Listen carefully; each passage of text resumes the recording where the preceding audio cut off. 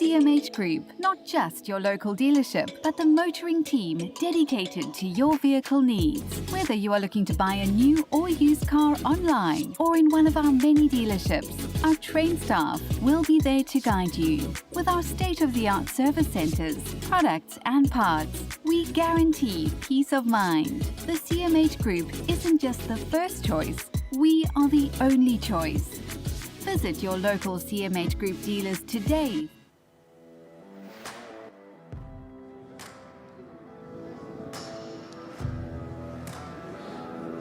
All right, ladies and gentlemen, it's now semi-final time of the 8-man. A spot in the final is at stake. From the red corner, please welcome back Brandon Naude.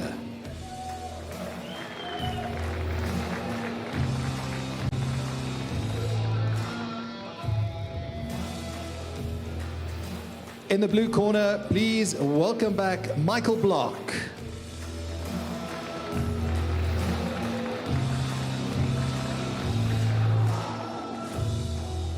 Your referee is Brandon Leach. Well, we have a fascinating match ahead of us, Sash. If you recall, in the earlier rounds, we had Brandon take on Kyle Lindy. That one went to overtime. Just a reminder that Brandon is one of the heavy athletes in this 8-man, so he dropped weight to make the 8-man. We'll have to see what toll that has on his gas tank as the night goes on. And then on the other side, Michael Blok getting the finish within regular time.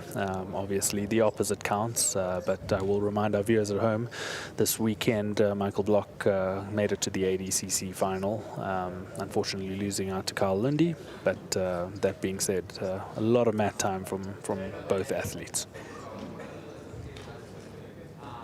Oh, double underhooks there, gets the takedown straight to mount, and now this is a tough position to be in with just over 5 minutes on the clock. He's walking those fingers up, trying to get that underhook. He's got it to that elbow is off the floor with the tight cross face. Very, very nice systematic work by Michael. Brandon pushing on that hips, getting instruction from his corner to kip. It's a little bit difficult when you've got the other arm tied up, and Michael doing a fantastic job in maintaining the top pressure, maintaining the pit stop position, and then making his weight felt. Naturally, I think he wants to move to back or something. I think that's what he was trying to aim for earlier. Maybe he's going for a bit of a smother. He is. Looking for the smother, but Brandon also utilizing that opportunity to initiate that kip. There's a little bit of back exposure there, but now he gets back to the center with his back on the floor. Fantastic work. Single leg X on on Michael, trying to isolate that ankle, maybe utilize it as a sweep and get on top, but no, he's going for the outside heel hook with the inside Ashi leg position, and there's a toe hold there, attempt by Michael. It's a good old-fashioned shootout. See Alistair Bishop's face getting a bit queasy there. Me as well. You can't look. I don't like that 50-50. I don't like that shootout. Because they're going until the other person's, dead, broken. That's not fun. But it's a competition. What can we expect? And the unfortunate danger with that toe hold is, sometimes you think that you can fight out of that position until you hear the snap. And it goes. But we're getting into a little bit more of a neutral position, less of a threat on now. But wait, the butterfly Ashi position from Michael Blok, looking for that straight ankle. Some beautiful leg work, actually. Excellent leg work here. Butterfly Ashi, shotgun grip. Both of the competitors close to the edge, but referee is on top of the action.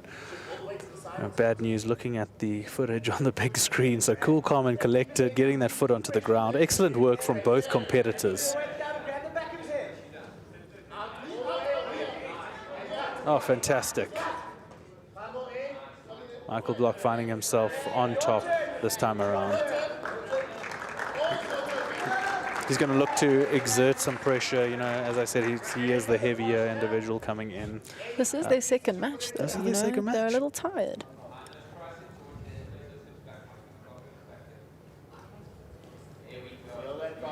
Approaching the 2-minute mark. Sash, I have to ask you, this is the second pair of leopard pants coming out from Bad News. I believe it was the pink first round. Are we waiting for a third? Oh. I'm hoping. If that's what's going on, there we go. There better be a third. Can't leave us hanging.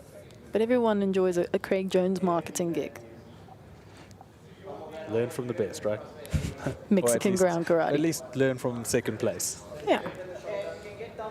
First the worst, second the best. I think that's how he thinks it.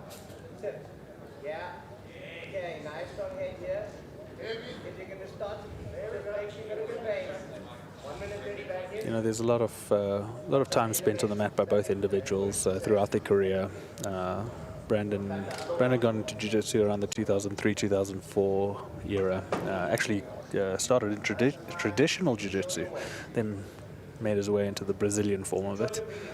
And he's using those double underhooks right now in that mounted position, trying to, in that half guard position, excuse me, trying to make that pressure felt. But he is fast approaching his second overtime for the 8-man. If he's able to pull this off and get to the final and put on a good show, it's going to be interesting to see how he manages those energy stores.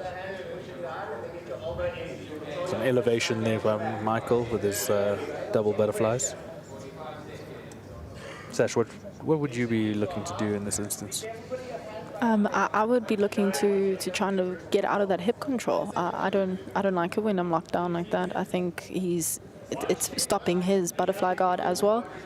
I try get hips out here, you know, making frames cross face and you know, working from a half guard, which it seems like he likes. He likes to work from a half guard. He kind of shuffles, maybe looking for a sweep. But that top pressure. That top pressure is telling, and a bit of a shake of a head from Michael to his corner. I think that pressure is telling, and we make it to overtime. And once again, will the experience of Bad News come up trumps in this overtime period? Let's switch to the replays, Sasha. Tell us what you see. There's a lot going on here. You know, Bad News and the top pressure, that's become a problem. Oh, apologies for that. There, that was a lot of the issue was that, you know, negating the top pressure, navigating around that, and that happens. Those are the things you need to avoid, the obstacles that you got to cross in overtime. There we go. Michael Blok starting on the back for the first time this evening. He's looking to force that choke, getting that arm across the face, switching between arms. Brandon looking to get those shoulders onto the ground on the opposite side, but a reset from Michael. And that looks like Brandon is out. No. It has been called not out from the judges' table. Elbow was still off. And that's why I'm sitting behind the commentary box and not in the refereeing table. But now Brandon finds his way out. Fantastic work there. I think that was 41 seconds. 41 seconds. 41 seconds. So we now look to see how he can manage control in that back position. But you know, he's going to have to hold on for dear life here. Michael knows what he needs to do. I don't necessarily think that we're going to see him take the risk of attempting the choke. I think he's going to go for the strategy of holding on for dear life.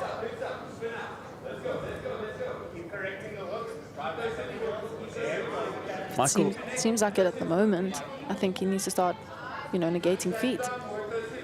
And the problem with falling onto that underhook side is that, you know, you've got to start to set a base with your elbow on the ground. With it, as you can see from the footage there, he's finding it difficult to get that elbow to the ground. He's trying. He's addressing the hands to do so, but still finding it difficult. You actually got to get your head to the other side before you fall, you know? Yep. No, that's a great piece of detail there, Sasha, and from a true jiu-jitsu practitioner. Easier said than done from the commentary box, of course, 100%. but there we go. It is fantastic work by Brandon Bad News Naude. Okay, I'm waiting for the pants now. I hope that he's got a third pair of those leopard skin pants. There has to be. Excellent work. The veteran showcasing why he was chosen for the 8-man. His hand gets raised, and he makes his way to the final to fight for the title and the 10,000 Rand up for grabs. Michael, a valiant effort, good showing, and we hope to see him back on the stage sometime soon. Just looking at a couple of the replays,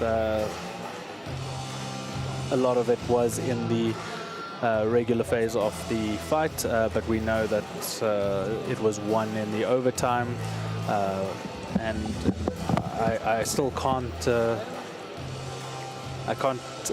ring through the praises of Brandon Naude as much as I have already. Fantastic showing, and we look forward to the next set of action. Joining me back in the commentary booth is Mr. Taffy Gutu, but before you